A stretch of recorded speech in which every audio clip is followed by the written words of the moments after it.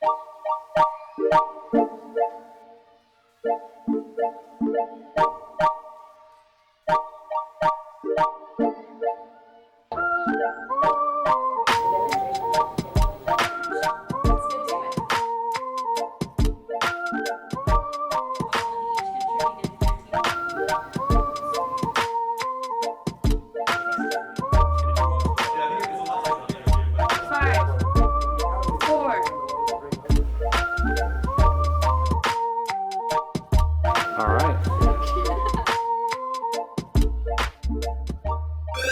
it going, guys? Welcome back to TUTV.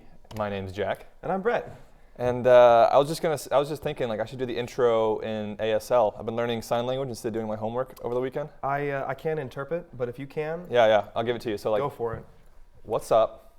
Okay. My name is Jack. Okay. How are you? How are you doing? If you want to say you're doing good. That means cool. Hey! Shout out to all the fellas out there doing bad, like me, this week. Wait, why? What's up? Oh, school's hard, man. I've already complained about this like for the past 3 seasons. The last like 3 seasons, bro. Why is school hard, Jack? What's going on? You know, they give you the work, they give you the homework. Okay. You know, they expect you to know how to do it, and then they make you do it, and then you don't know how to do it, and it's like, dang. One might think that we're in college. Nah. No way. Get out of here. No, this is just a set. Like, it's just they're lights. This is just a show. This isn't real? No. What if, that would be a good bit, like if all of this was just like we're pretending to be college students. I'm actually a 34-year-old actor. I've been coming here for the past 3 years acting like a college student. That'd be funny. Oh, we're getting stopped. I'll ask you about Valentine's Day later. Hell yeah. Oh yeah. But since you gave away our trade secrets, we're going to cover that with some news segments, so we'll see you guys later. See ya.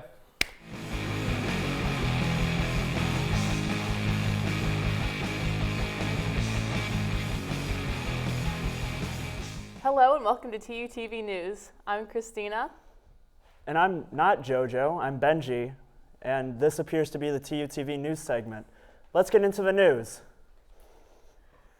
On Tuesday, the New Hampshire government conducted the first U.S. primary of 2020, with Bernie Sanders winning later that night.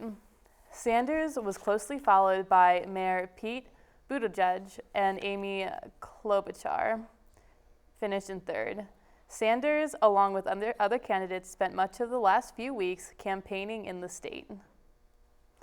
The results were not delayed like the previous major political event last week, the Iowa caucuses, and the Democratic turnout was higher than that of the 2008 primary, much to the satisfaction of the Democratic Party. After U.S. Attorney General William Barr intervened in the Justice Department's sentencing for Trump's longtime friend Roger Stone, more than 11,000 former Justice Department officials called for his immediate stepping down from office. The officials agree that Barr's intervention in the case obstructed a fair trial, giving the House of Representatives reason to file an impeachment on obstruction of Congress. According to former Clinton administration member Neil Kinkoff, Barr has, quote, turned the job of Attorney General on its head, end quote. This Saturday, several hundred people packed into the Tulsa Dream Center to rally for a criminal justice reform known as the Oklahoma State Question 805. This reform deals with the idea of sentence enhancements where a prosecutor can seek longer sentences for people with prior convictions. The reform would end this practice for nonviolent offenders.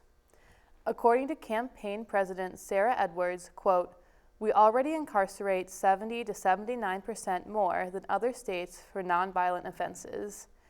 Sentence enhancements are just compiling to our incarceration rates, end quote. The Yes on the 805 campaign needs about 178,000 signatures before March 25th to make it to the November ballot. T-Mobile and Sprint are pursuing a corporate merging, and amidst arguments that lack of competition would have customers seeing an increase in costs, the merge is looking to be a success. Last Tuesday, the Justice Department ruled in favor of T-Mobile and Sprint, finding arguments against the merger to be weak. And on Sunday, New York Attorney General Letitia James decided not to appeal this decision, removing another hurdle between the carriers and the long planned out combination. A new study by a set of epidemiologists from Yale found that Medicare for All would save more than 68,000 lives and $450 billion annually. According to the study, quote, annual expenditure of healthcare per capita would decrease from $10,700 to $9,300, equivalent to a 13 to 1% reduction, end quote. According to lawmaker and presidential candidate Bernie Sanders, quote, Medicare for All is a necessary policy that would save the average American thousands of dollars, end quote. An art critic at Mexico's Zona Mocha Art Fair last Sunday destroyed a $20,000 installation, allegedly as an accident. Critic Avina Lesper was critiquing the piece, which was a sheet of glass with man-made and natural objects suspended inside. Lesper put her can of soda on top of the installation to make fun of it, but the movement upset the glass, shattering the piece entirely. Lesper suggested to the gallery that they leave the piece shattered to show its evolution through time. The gallery rejected her idea, and she then offered to repair the piece, which the gallery also rejected. So, why are you here this week? Where's JoJo? Oh, so JoJo got a little bit fired because of the bean incident last week. Oh, I see. Man, I just keep losing co-hosts, don't I? Yeah, you really do. You just go through them one after another. What's happening? Where do they all go? Well, this is a little secret, but when I get tired of someone, I send them to study abroad, if you know what I mean. Well, that's all we have time for this week. We'll see you next week on TUTV News. I'm Christina. Help.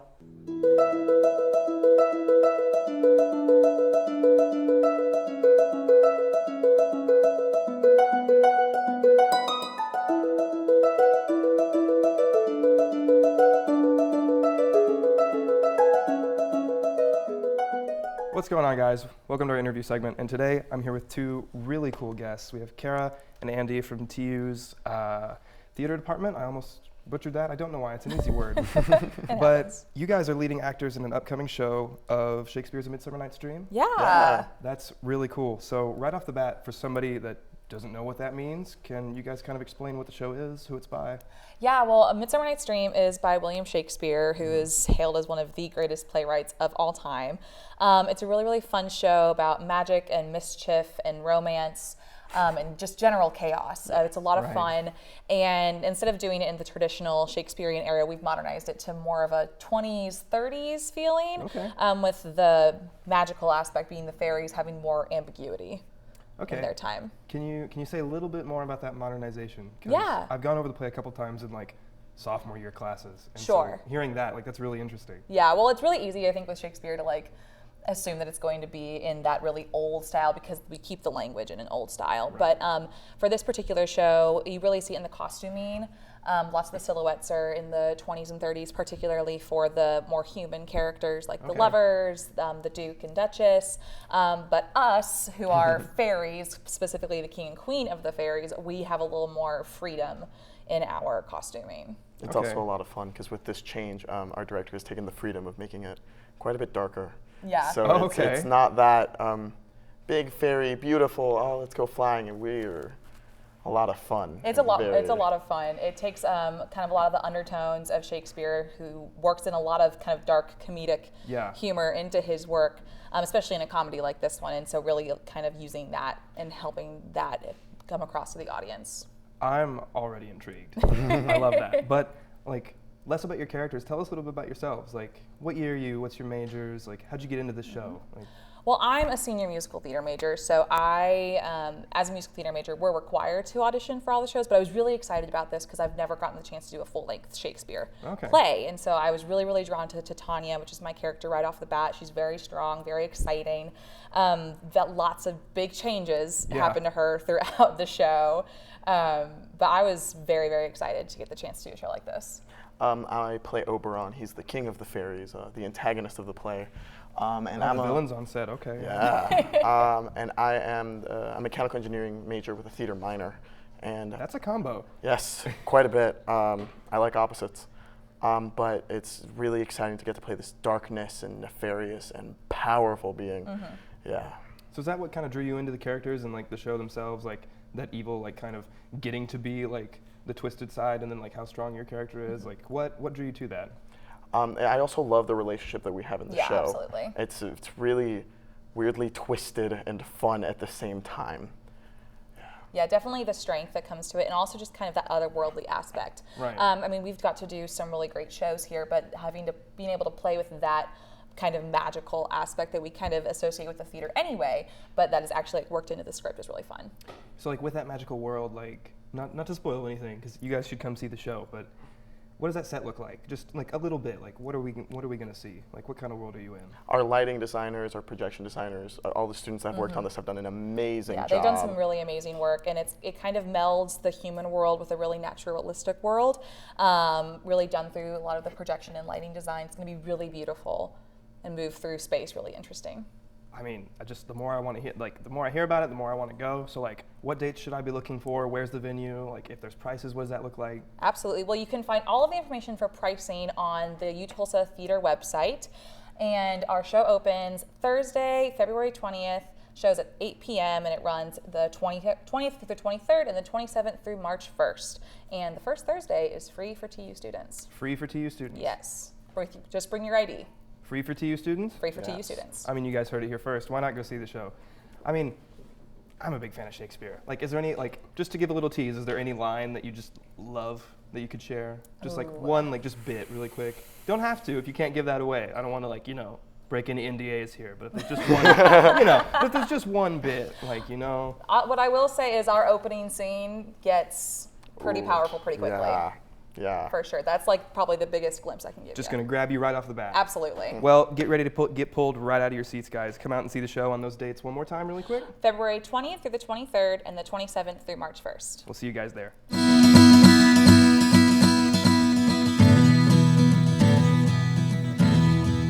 Hi, welcome back to TUTV Sports. I'm Harry Lebowski. And I'm Ryan Bennett. Here are your sports news for the week. Tulsa's softball team capped off this weekend's Bulldog Kickoff Classic with a 3-2 win over North Alabama. The win took TU to 4-1 at the tournament and 8-1 overall. Cassidy Scott and Samantha Pochop both had stellar games pitching to take the Golden Hurricanes over the top. Pochop is TU's leader in strikeouts for the season with 33.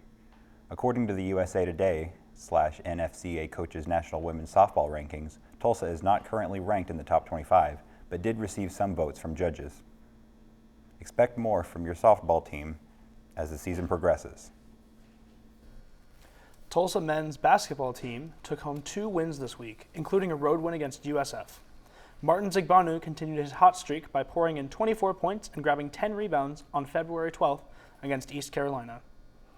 He cooled off a little in the USF game, still scoring a respectable 8 points while also grabbing 2 steals, while Brandon Rashall scored 18. Tulsa had 6 games left in the season, including a tough match with number 20 in the nation, Houston, this Wednesday. The NBA All-Star Weekend took place from February 14th to the 16th. The weekend began with the Rising Stars Challenge, which sees rookies and sophomores from USA and world teams face off. Miles Bridges from the Charlotte Hornets took home the game's MVP award. Saturday night saw Derek Jones Jr., pictured here, take home the title of dunk contest champion. Buddy Hield took home the title of three-point shooting champion, and Tom Adebayo took home the skill challenge win. Capping off the festivities, Kawhi Leonard was crowned All-Star Game MVP at the end of the weekend. NASCAR's most famous race, the Daytona 500, was delayed from Sunday to Monday following heavy rain in the region. The race made national headlines after President Trump chose to attend, and he took the presidential motorcade on a ceremonial lap of the track. Given the high speeds of NASCAR races, where cars can reach 210 miles per hour, even a slight amount of rain can put the drivers in huge danger. The delayed race took place Monday afternoon, and Denny Hamlin took home the first place trophy. Inbee Park achieved a narrow victory at the Women's Australian Open this past week. The golfer is a 7-time major champion and has now won 20 LPGA tournaments in her career. Park had a comfortable 7-stroke lead halfway through her last 18 holes of the tournament, but had some slip-ups in the back 9, which allowed her competitor, Amy Olsen, to come within 2 strokes of tying Park. Park was able to hold on to her lead for the victory, though, which sees her rounding into form in preparation for the 2020 Olympics, where she will attempt to defend her 2016 gold medal win. As the MLB prepares for the 2020 season, the league will be changing some rules before opening day on March 26th. The largest rule change will require pitchers to face at least 3 batters, barring illnesses or injury, before they can be switched out. The previous rule only required 1 pitcher to face 1 batter. The roster size for teams will also expand, and players will have to register their positions as pitcher, position player, or two-way player prior to his first active day on the roster. So I know, I'm honestly asking just for my hope, but are you excited for the Olympics? I am actually. You are? Mm-hmm. Do you watch the Olympics? Do you have a favorite sport? I only watch one sport. What's your favorite sport? Don't hold back. Lawn darts. Lawn darts. Olympic lawn darts. Is that a thing? I don't know if that's a thing. Yeah, it's a thing. I've never heard of it. You've never heard of Olympic lawn darts? No, I've never heard of Olympic lawn darts. The famous Olympic lawn dartist, Michael Melps. Michael Melps, the famous Olympic lawn dartist. Michael Melps. This guy's never heard of Michael Melps. Wow. All right, well, I guess we'll see you next week then.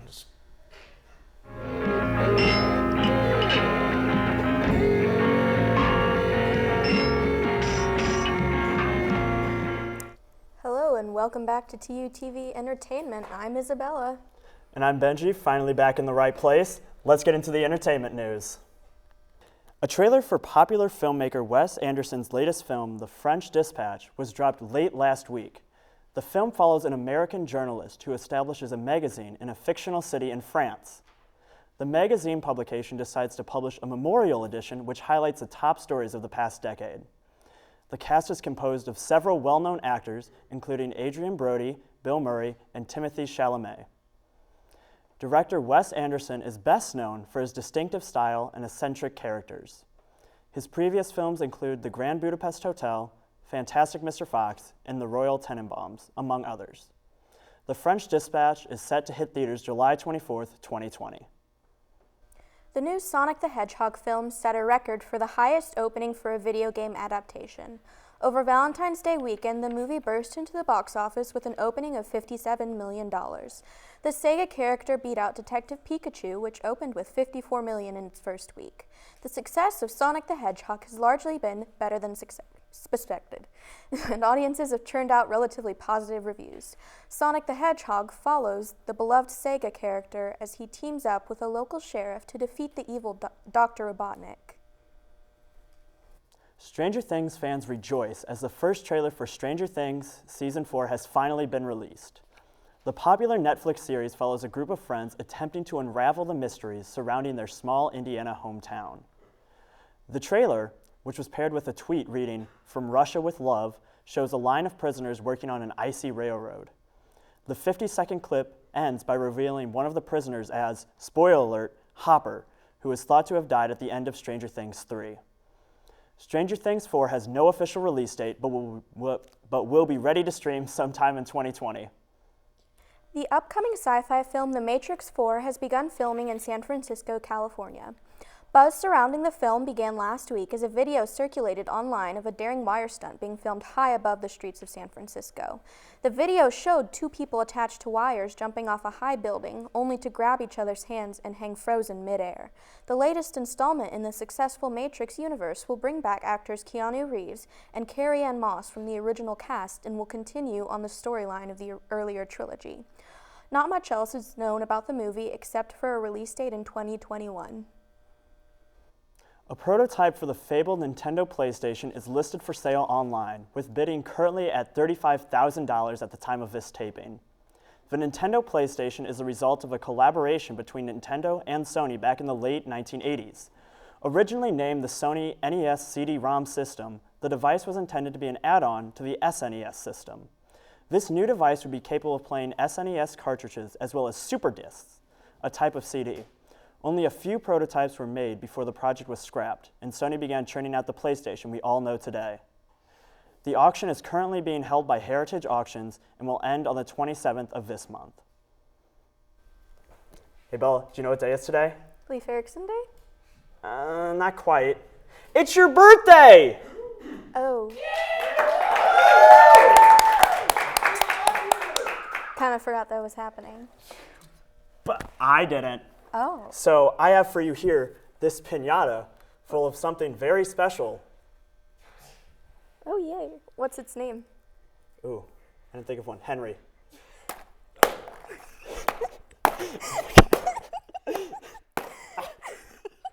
scared. I don't think it's working. Okay, I think Henry's invincible. But anyways, What's in it? happy birthday, Bella. Even that didn't work. What's in it? Happy birthday, Bella. See you next week for more TUTV entertainment. Thanks, Benji. It's full of Lay's classic chips, guys. That's all that's inside. It's delicious. See you guys next week. No, yeah, totally. No, I agree. No, he'd be a great candidate. Oh, are we, hold on, 2 seconds. No, for study abroad, yeah. I mean, he got put to the same desk. I mean, you saw what it did for me. No, I don't care what she thinks. Look, I gotta go. Sorry about that. Who's that? Don't worry about it. Talking about studying abroad? Just where it got me in life, Where'd it get you? Up here. Oh, sorry about that, man. I mean, you gotta step on a few people. Yo, that Sonic movie looks like a blast. I'm ready to just go in there and just... Were you also there on Valentine's Day? Were you? Maybe. Oh, come on, were you really? I took a whole box of tag-alongs. Are you serious? Yes. Did you go see the Sonic movie on Valentine's Day? You didn't? I knew that you ate the tag-along.